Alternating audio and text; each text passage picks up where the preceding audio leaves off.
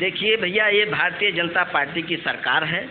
इस सरकार में उन लोगों का बोलबाला है, जो चाहेंगे वो करेंगे, जो नहीं चाहेंगे वो नहीं करेंगे। विद्यालय को बना दिया गया है, कंपोजिट बना दिया गया है, इंग्लिश मीडियम बना दिया गया है। आप व्यवस्थाओं को देखिए कितना मतलब निखार रही है योगी सरकार। देखिए, अगर प्राइमरी विद्यालय की बात जैसे आपने कहा, मैं मान रहा हूं कि पहले की अपेक्षा जो कचड़हिल था उसको साफ सुथरा करके दीवार साफ तो कर दिया गया, लेकिन आप किसी विद्यालय में जा करके देखो, किसी बच्चे से आप पूछो कि 2 दूना 4 कैसे होता है, बच्चा जल्दी नहीं बता पाएगा। प्रदेश के नौजवानों के साथ आज जो नौकरी के विषय में लोग भटक रहे हैं, वो उन नौजवानों से पूछो उनकी हाल कितना बेहाल है। सरकार तो दावे कर रही है कि इतने सारे रोजगार दे दिए। अब भाई सरकार कितना दावा करे, लेकिन मेरा भी तो लड़का जो है बीटेक है और एमटेक है।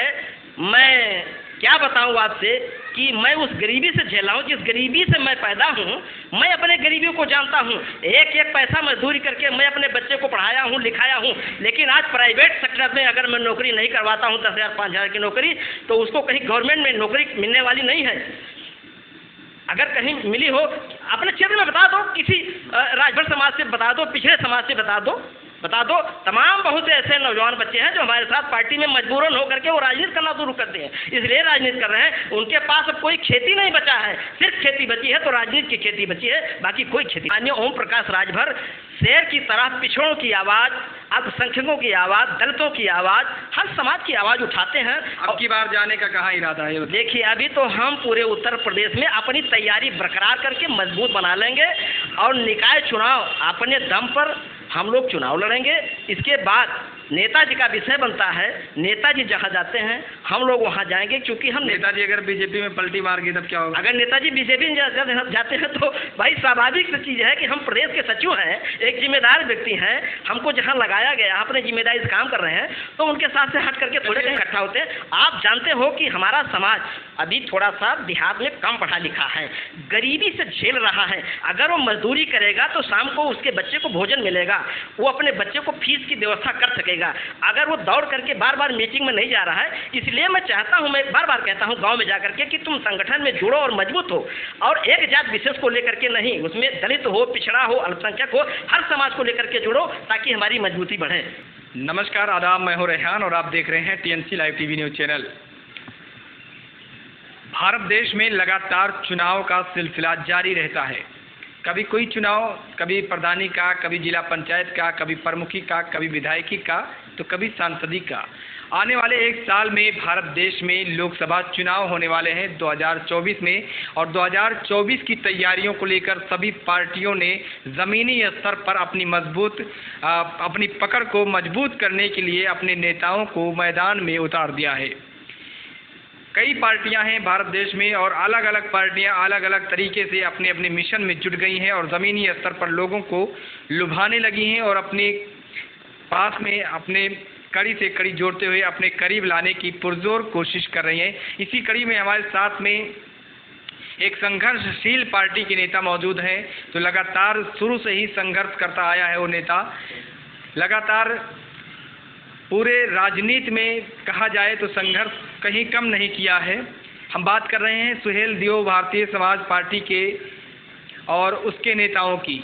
हमारे साथ में प्रदेश सचिव इस समय तुलसीराम राजभर जी मौजूद हैं, जो अभी क्षेत्र में कई जगह पे भ्रमण कर रहे थे और भ्रमण के दौरान में लोगों को कुछ समझा बुझा रहे थे। तो हमने ये जानने की कोशिश की कि आखिर अभी चुनाव 2024 में है, लगभग 1 साल एवं है, और अभी से क्या ये लोगों को समझा रहे हैं, और चुनाव जब नज़दीक आता है तभी नेता लोगों के बीच में जाते हैं।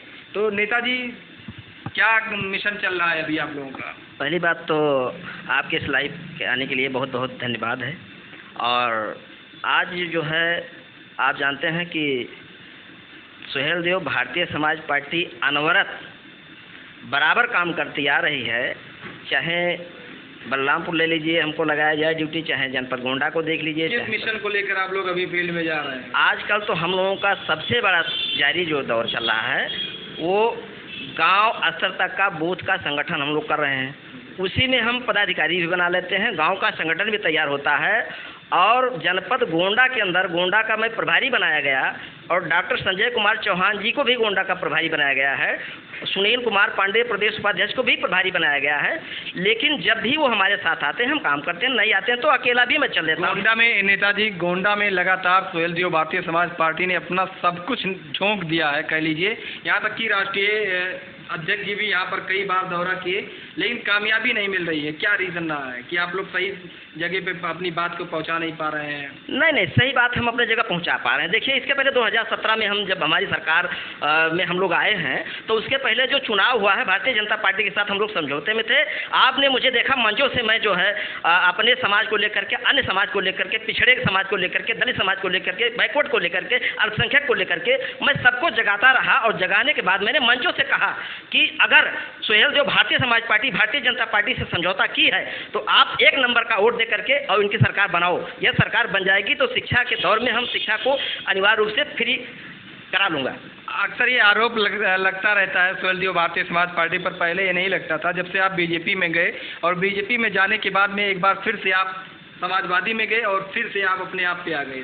अब की बार ये मिशन की तैयारी करके कहाँ जाने का इरादा है? इस समय तो अभी हम लोगों का कहीं भी जाने का इरादा नहीं है। राष्ट्रीय नेतृत्व का कहना है कि सबसे पहले गांव स्तर का राष्ट्रीय नेतृत्व के अध्यक्ष जी को जो है वाई श्रेणी की सुरक्षा बीजेपी सरकार ने ही दिलवाई थी।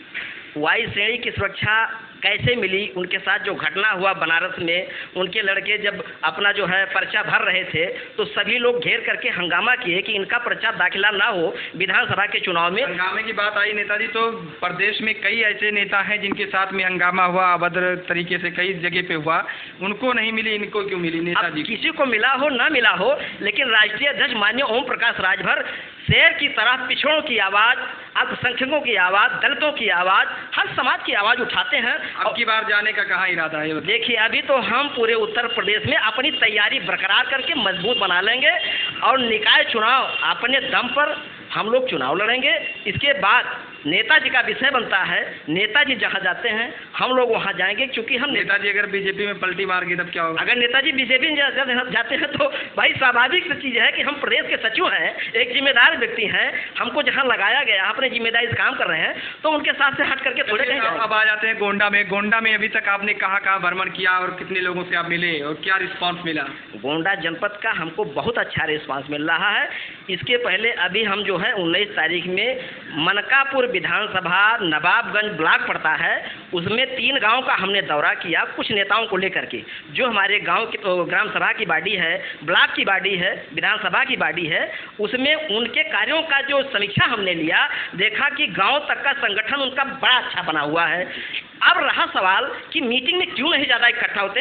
आप जानते हो कि हमारा समाज अभी थोड़ा सा देहात में कम पढ़ा लिखा है, गरीबी से झेल रहा है। अगर वो मजदूरी करेगा तो शाम को उसके बच्चे को भोजन मिलेगा, वो अपने बच्चे को फीस की व्यवस्था कर सकेगा। अगर वो दौड़ करके बार बार मीटिंग में नहीं जा रहा है, इसलिए मैं चाहता हूँ, मैं बार बार कहता हूँ गाँव में जा करके कि तुम संगठन में जुड़ो और मजबूत हो, और एक जात विशेष को लेकर के नहीं, उसमें दलित हो, पिछड़ा हो, अल्पसंख्यक हो, हर समाज को लेकर के जुड़ो ताकि हमारी मजबूती बढ़े। प्रदेश के कानून व्यवस्था को लेकर क्या कहेंगे? सरकार कह रही है और एडीजी साहब कह रहे हैं कि एकदम से सुदृढ़ है, कोई दिक्कत नहीं है, सब लोग चैन की नींद सो रहे हैं। देखिए भैया, ये भारतीय जनता पार्टी की सरकार है। इस सरकार में उन लोगों का बोलबाला है, जो चाहेंगे वो करेंगे, जो नहीं चाहेंगे वो नहीं करेंगे। मैं आपको बता दे रहा हूँ कि उत्तर प्रदेश में शिक्षा की व्यवस्था में दोहरी राजनीति क्यों होती है। शिक्षा की व्यवस्था में ले लो, जिसका बच्चा बीए कर रहा हो, बीएससी कर रहा हो, एमएससी कर रहा हो, या बी फार्मा कर रहा हो, डी फार्मा कर रहा हो, जो काउंसलिंग से बच्चे आए हैं उनके बच्चों के लिए वहाँ से फॉरवर्ड किया जाता है कि इनको सबसे पहले स्कॉलरशिप दी जाएगी।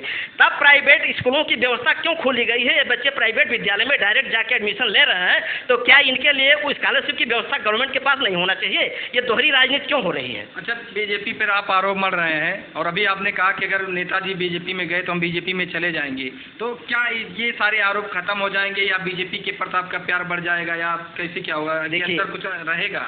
देखिए ये तो नेताजी का विषय है, बीजेपी पे वो जाएंगे अगर तो उनका मुद्दा है अगर हमारे मुद्दे को आप स्वीकार करते हो कि सबसे पहले इस देश में सर्वेक्षण करा लो, सर्वेक्षण कराने के बाद आर्थिक आधार पर आरक्षण लागू बीजेपी कह दे कि हम आपके सभी मुद्दों से सहमत हैं, सभी को हम लागू करेंगे, आपकी मांग को पूरा करेंगे, और जैसे पहले हुआ था वैसे फिर करें, फिर क्या? अरे भैया आप मानो तो सबसे पहले कक्षा 1 से लेकर के स्नातक उत्तर तक मुफ्त एवं अनिवार्य शिक्षा आप लागू करने की बात कर लो, ये हमारा मुद्दा है। उत्तर प्रदेश में जातिगत जनगणना के आधार पर कभी आपने ही इसके काफ़ी समय पहले हुआ है, जनगणना कराने की बात आप मुकर कर लो, जनगणना करा लो, बात मान जाओ, क्या दिक्कत है? जब जो मांगे हैं, जो आज गरीब है, वंचित है, पिछड़ा है, उनके बच्चे पढ़ नहीं पा रहे हैं, लिख नहीं पा रहे हैं, उनकी व्यवस्था चरमर है। प्राइमरी विद्यालय में अच्छा सा लोग पैसा पाते हैं, लेकिन प्राइमरी विद्यालय समय इतनी अच्छी व्यवस्था हो गई है कि आप जाके देखिए कि कितना खूबसूरत प्राइमरी विद्यालय को बना दिया गया है, कंपोजिट बना दिया गया है, इंग्लिश मीडियम बना दिया गया है।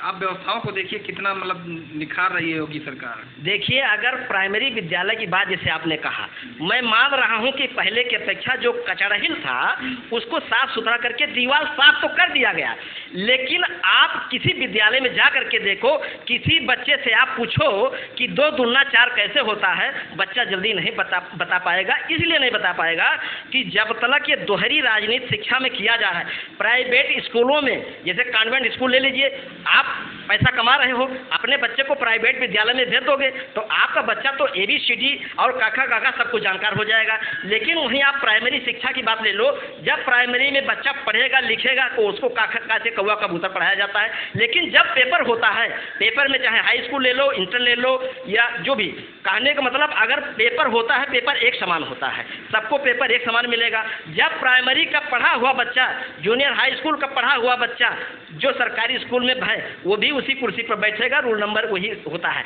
लेकिन जो प्राइवेट विद्यालय में बच्चे पढ़े होंगे, तब बताइए प्राइवेट बच्चा पढ़ा हुआ वो पास होगा कि गरीब का बच्चा जो प्राइमरी में पढ़ करके जा रहा है वो पास होगा? आप खाली इतना हमको बताइए। प्राइमरी से भी कई बच्चे योग्य निकले हैं। और देखिए प्राइमरी से बच्चे वही निकले होंगे जो अच्छे जगह पे प्राइमरी हैं, जिनके गार्जियन अपने आप को तटस्थ हैं, मजबूत हैं, वो प्राइमरी में भेज दिए देखने के लिए, जब जहाँ उनका बच्चा जहाँ वो पढ़ा रहे होंगे। हो सकता है कि 1-2 की बात में नहीं कर सकता कि अपने बच्चे को ले जाकर प्राइमरी में कर दीजिए, अपने बच्चे को आप ध्यान दे रहे हैं, उसी बच्चे के साथ और ध्यान में चले जा रहे हैं। लेकिन यही व्यवस्था होनी चाहिए उत्तर प्रदेश के अंदर कि जिस तरह पढ़ाई प्राइवेट में होता है उसी तरीके की पढ़ाई सरकारी विद्यालय में भी होना चाहिए और अन्य संस्थानों में होना चाहिए। और सबसे बड़ी मूल बात है कि उत्तर प्रदेश के नौजवानों के साथ आज जो नौकरी के विषय में लोग भटक रहे हैं, वो उन नौजवानों से पूछो उनकी हाल कितना बेहाल है। सरकार तो दावे कर रही है कि इतने सारे रोजगार दे दिए। अब भाई सरकार कितना दावा करे, लेकिन मेरा भी तो लड़का जो है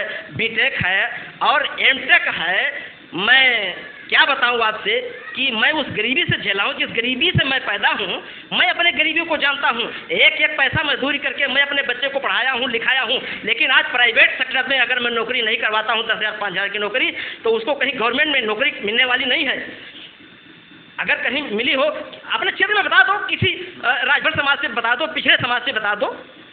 तमाम बहुत से ऐसे नौजवान बच्चे हैं जो हमारे साथ पार्टी में मजबूरन होकर के वो राजनीति करना शुरू करते हैं, इसलिए राजनीति कर रहे हैं। उनके पास अब कोई खेती नहीं बचा है, सिर्फ खेती बची है तो राजनीति की खेती बची है, बाकी कोई खेती नहीं बची है। ठीक है।